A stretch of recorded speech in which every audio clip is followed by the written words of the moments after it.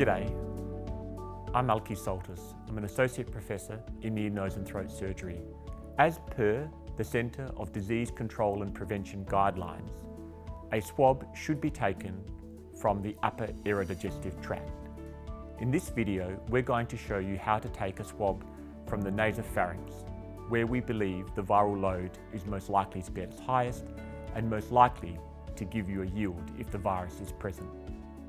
Now, I'm going to demonstrate how to take a viral swab from a patient when testing for the COVID-19 virus.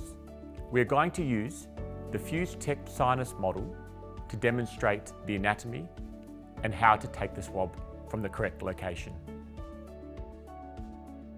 When taking a swab, it's important that you have correct contact with the mucosa. Aim along the floor of the nose and direct back towards the nasopharynx. Once you hit the nasopharynx, you'll feel resistance.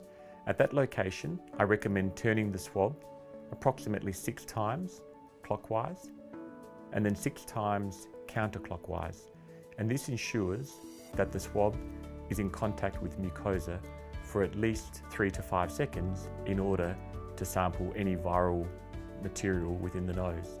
Once you've taken the swab, remove it and insert it into the viral medium.